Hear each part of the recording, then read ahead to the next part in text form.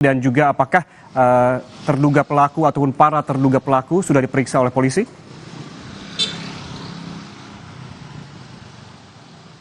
Iya, hingga saat ini baik dari pihak kepolisian maupun dari pihak sekolah ini terus melakukan pemeriksaan dan juga pendalaman terhadap kasus perundungan yang terjadi di Binus School Serpong ini.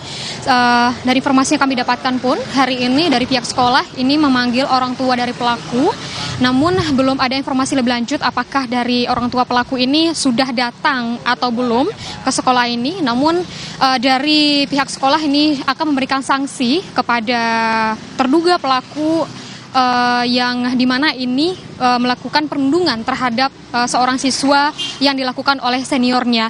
Di samping itu pun dari pihak kepolisian ini sudah menerima laporan yang terkait dengan perundungan ini, dan hingga saat ini pun dari pihak kepolisian masih terus mendalami dan juga memeriksa beberapa orang, di mana untuk dari hari ini rencananya polisi akan melakukan gelar perkara untuk menentukan dan juga untuk menaikkan kasus ini dari penyelidikan menjadi penyidikan dan juga menentukan jumlah dari terduga pelaku, yang dimana ini disebutkan bahwa lebih dari satu orang yang melakukan perundungan terhadap seorang siswa di Binus School Serpong ini. Dimana sebelumnya pun dari perundungan ini terjadi di sebuah warung yang letaknya tidak jauh dari sekolah, tepatnya itu ada di belakang sekolah, dan warung ini maksud kami dari pemilik warung menyebutkan bahwa tidak mengetahui adanya perilaku perundungan terhadap siswanya itu, tapi dari hingga saat ini pun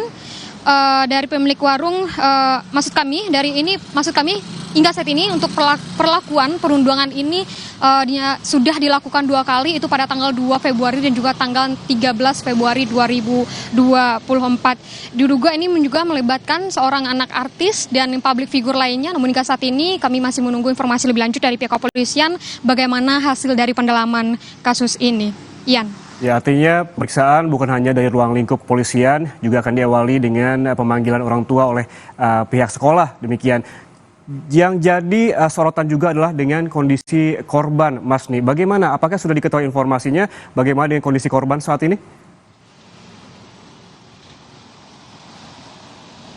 Iya, dari informasi terbaru yang kami dapatkan, bahwasannya dari korban ini sendiri sudah keluar dari rumah sakit dan menjalani pemeriksaan, menjalani perawatan rawat jalan, dan sebelumnya pun dari hasil visum ditemukan adanya luka memar dan juga luka bakar di tubuh korban. Namun dari Kasat Reskrim Polres Tangerang Selatan tidak menyebutkan lebih rinci bagaimana dari luka-luka tersebut terjadi, namun dibenarkan bahwa terdapat luka bakar pada tubuh korban. Dan Kasat Reskrim Polres Tangerang Selatan menyebutkan bahwa korban akan menjalani tes psikologis, namun tidak disebutkan kapan akan menjalankan tes psikologis tersebut.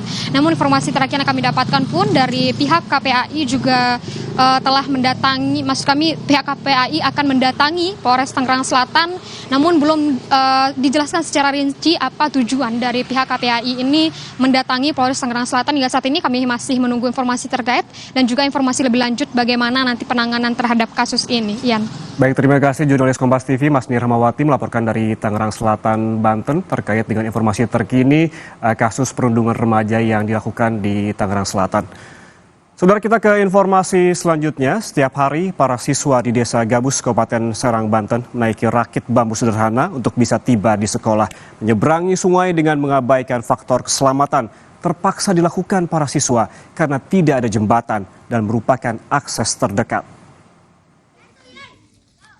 Bagi anak-anak Kampung Nambo, Desa Gabus, Kecamatan Kopo, Serang, Banten, berangkat dan pulang sekolah adalah soal menantang bahaya. Setiap hari, mereka harus menyeberangi Sungai Cidurian dengan menggunakan rakit bambu sederhana atau disebut juga perahu eretan. Sebelum menaiki rakit, anak-anak harus terlebih dulu membuka sepatu karena sebagian badan rakit terendam air sungai. Menyeberangi sungai dengan mengabaikan faktor keselamatan terpaksa dilakukan para siswa karena tidak ada jembatan di sungai ini. Berangkat dan pulang sekolah dengan rakit bambu menjadi kekhawatiran para orang tua.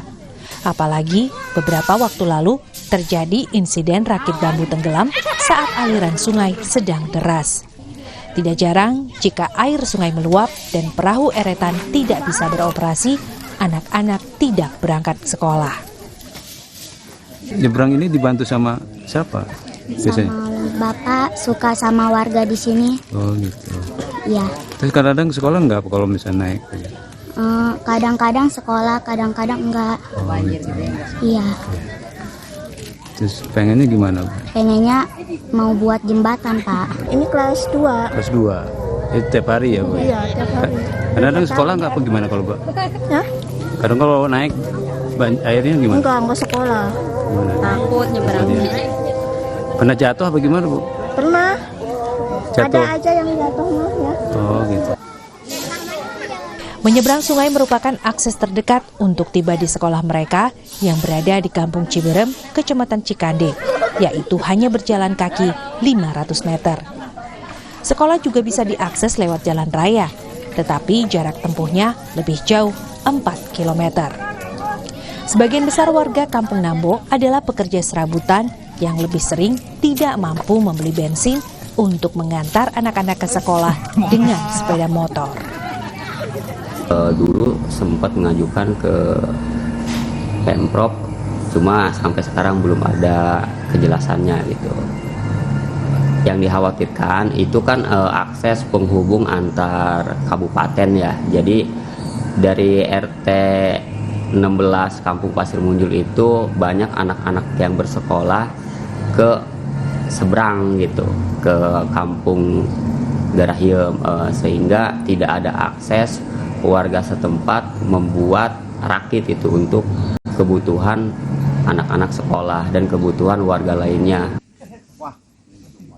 Setiap kali melihat anak-anak menyeberang dengan rakit bambu, warga berharap ada sebuah jembatan di Sungai Cidurian. Dengan jembatan itu, anak-anak bisa menjemput cita-cita dengan aman dan aktivitas ekonomi pun makin bergeliat. Suherdi, Kompas TV, Serang, Banten. Selesai jeda, Sapa